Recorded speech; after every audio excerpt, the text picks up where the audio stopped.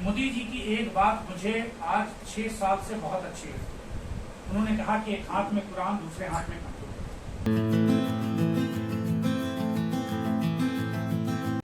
हमारे साथ मौजूद है बीजेपी के लीडर खालिद कुरैशी।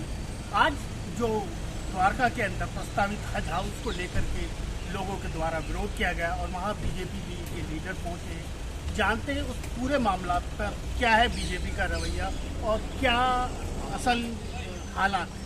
जी, द्वारका के अंदर जो हज हाउस है, मैं ये पूछना चाहता हूँ कि कांग्रेस ने उस टाइम अलॉट किया था, बनाया नहीं और केजरीवाल सरकार को आए हुए आज 7 साल हो गए। आज उसको याद आने लगी कि एमपी के चुनाव आ रहे हैं और मुसलमान उनसे बहुत दूर हो चुका है। वो जान चुका है ये सिर्फ उनको कांग्रेस की तरह इस्तेमाल कर रहे हैं, टिश्यू पेपर की तरह इस्तेमाल करके फेंक देंगे। इसलिए इस इशू को उठाया जा रहा है और भाजपा का तो कुछ नहीं है, वो आप कुछ एतराज़ कर सकते हैं, उनका अपना पर्सनल मुद्दा है। अगर कोई वहाँ लोग रहते हैं, वो चाहते हैं कि आप पार्किंग इशू होगा या कुछ गंदगी होगी या कुछ और इशू होगा, तो वो उनका पर्सनल है, वो एतराज़ कर रहे हैं। बाकी भाजपा का कोई एतराज़ नहीं। अगर वो कानूनी तरीके से लीगली तौर पर वो बनाया जा रहा है तो भाजपा उस पर क्या एतराज़ करेगी? मेरे हिसाब से तो कोई एतराज़ का मुद्दा नहीं है।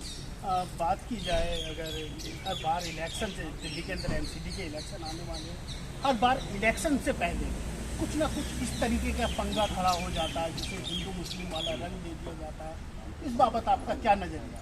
हिंदू मुस्लिम का रंग दे दिया जाता है कि आप किसके बारे में बात कर रहे हैं, कौन सी पार्टी की नहीं? जो केजरीवाल सरकार कर रही है, केजरीवाल सरकार 7 साल तक तो उसको याद नहीं आया हज हाउस की, अब याद आ रही है। क्यों याद आ रही है? इस वजह से याद है एमसीडी का चुनाव आ रहा है। ये सारा कराया जो है आम आदमी पार्टी केजरीवाल सरकार, बीजेपी का कोई इसमें नहीं है। इशू उठाया गया है सिर्फ केजरीवाल सरकार से। भाजपा के नेता साबिर अली साहब ने यूपी में माइनॉरिटीज़ की, मुस्लिम कम्युनिटीज़ की जो एक तरीके से कमाल संभाली है। मुस्लिम नेता भी है, चूंकि मुस्लिम भी है और बीजेपी में है, तो डर भी रहता है क्या कि मुसलमानों को कैसे आप समझाएंगे? बड़ी जिम्मेदारी, बड़ी जिम्मेदारी है। मैं जो मुझसे ये सवाल करेगा, मैं कहता हूं कि 10 लाख लोग मुझसे ये सवाल करें, मैं चाहता हूं ये सवाल हो। किसी भी चीज का फैसला कहां होता है कि भाई आप प्रैक्टिकल में जब कोई चीज देख लेते हैं, कर लेते हैं, इससे बड़ी मिसाल और इससे बड़ा आपको वजाहत नहीं हो सकती। 6 साल रहा अटल बिहारी वाजपेयी का रिजीम, जिसमें भारतीय जनता पार्टी की सरकार, 7 साल हो गया मोदी जी की रिजीम। तकरीबन दोनों मिला के 13 साल किसी भी हुकूमत के लिए बहुत काफी होता है अपने कामों को दिखाने के लिए और उसको अमली जामा पहनाने के लिए। मैं सिर्फ मुसलमानों से यही पूछता हूं कि इस 13 साल में आप बताओ कि पूरे मुल्क से कितना मुसलमान मुल्क के बदर हो गया, कितने मुसलमानों के घर छीन लिए गए, कितने मुसलमानों को पढ़ाई करने से रोक दिया गया, कितने मुसलमानों को यूनिवर्सिटी जाने से रोक दिया गया, कितने मुसलमानों को हाईवे पे चलने से रोक दिया गया, कितने मुसलमानों के घर में बिजली सप्लाई बंद कर दी गई, कितने मुसलमानों का पानी काट दिया गया।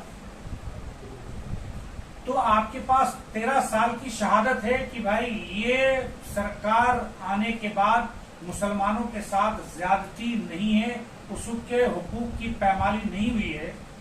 तो वो लोग जो अपने आप को सेकुलर 60 साल 70 साल से कहते आ रहे हैं, इस देश के बंटवारे के बाद ये डराते रहे कि इनकी हुकूमत आएगी तो इस देश से मुसलमान को भगा दिया जाएगा, क्या ये सच है? ये सच नहीं है। इसका मतलब है कि जो लोग ये कहते हैं वो मुसलमानों को एक कोने में ले आके खड़ा कर देना चाहते थे, डरा करके उनको एक कोठरी में बंद कर देना चाहते थे। तो दुश्मन कौन है भाई? आप फैसला करो। अगर आप इससे भी कड़वी सवाल है तो पूछो, उसका भी जवाब देता हूं मैं। आप कहेंगे मॉब लिंचिंग का, आप नहीं कहना चाहते, मैं कहता हूं मॉब लिंचिंग पूरे देश में 7 साल में मैं मोदी जी के रिजीम में ही बात करता हूं। आओ खुल के बात करें, ठोक के बात करें, सच बात करें, आंख में आंख डालवा के बात करें कि कितनी मॉब लिंचिंग हुई। मैं माना और सरकार ने उसकी निंदा की, मैं भी निंदा करता हूं। आप गिनती, सबसे बड़ी बात यह है कि मुसलमानों में इल्म की कमी है, टेक्नीशियन होने की, बड़े बड़े टेक्नीशियन होने में उनमें कमी है, तो वो कैसे करे, इस बात पे मेरा ज्यादा।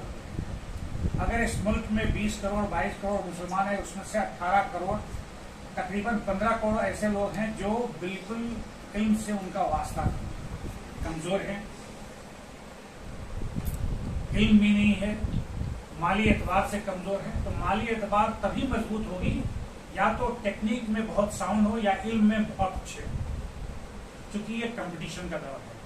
कंपटीशन में आप किसी भी फील्ड में रहेंगे, जब तक कि आप बेहतर नहीं होंगे, सिर्फ अच्छा होने से काम नहीं चलेगा।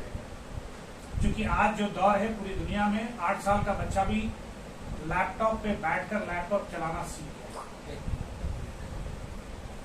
तो इसमें आपको बहुत बेहतर होना पड़ेगा, और उस बेहतर होने के लिए आपको स्कूल और कॉलेज जाने होगा, आपको टेक्निकल इंस्टीट्यूट जाना होगा, तभी आप सीख पाएंगे बेहतर होने के लिए। रोजमर्रा की जिंदगी निकालने के लिए तो सदियों से हर लोग अपनी पूजा कर लेते हैं, लेकिन उससे आप बेहतर नहीं हो सकते। तो उसके लिए खुद को आगे लाना होगा। कोई भी सरकार हो, अगर यहाँ मुसलमानों की हुकूमत भी हो जाएगी तो भी वो बेहतरी नहीं कर सकते जब तक कि आप खुद बेहतर होने की कोशिश नहीं करें। इसलिए हुकूमत पे हम हर चीज डाल दें, ये ठीक नहीं, चाहे वो जिसकी भी हुकूमत। मोदी जी की एक बात मुझे आज 6 साल से बहुत अच्छी लगती है। इंटरनेशनल फोरम पे उन्होंने जो बात कही, इस देश का कोई प्रधानमंत्री ने नहीं कहा मुसलमानों को। उन्होंने कहा कि एक हाथ में कुरान, दूसरे हाथ में कंप्यूटर, दोनों इल्म का खजाना है। और जब कोई बात कहता है तो उसकी नीयत साफ होती है, तभी वो कहता भी है। उसके लिए उन्होंने कोशिश भी की कि मदरसे को मॉडर्नाइज किया जाए। उसमें कितने सक्सेस हो गए हैं, कितने विफल रहे हैं, ये एक अलग बात है।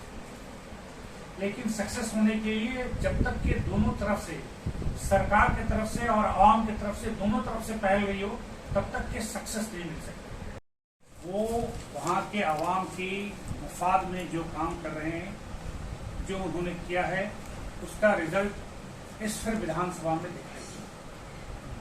मेरी जो जिम्मेदारी है कि मुसलमानों के बीच जाकर भारतीय जनता पार्टी ने जो काम किया है आवाम के लिए, हम जुबान की बात नहीं कर रहे, हम काम की बात कर, उसको लोगों तक कैसे पहुंचाई जाए, ये मेरी जिम्मेदारी में शामिल है। और अगला 6 महीना मैं यूपी में लगातार रहूंगा। पश्चिमी यूपी प्रदेश से शुरू करूंगा और बिल्कुल आखिरी छोर बिहार के बॉर्डर तक चला जाऊंगा। अपनी बात लोगों के बीच रखना मेरी जिम्मेदारी है। लोग उसको कितना कबूल करते हैं, कितना उसको इनकार करते हैं, उनको ऊपर। आने वाले इलेक्शन में यूपी के अंदर क्या माइनॉरिटीज को बीजेपी के पक्ष में किया जाए, किस तरीके से किया जाए और वहां पर बीजेपी का ही शासन दोबारा कायम हो सके, इसके लिए वो तमाम प्रयास करेंगे।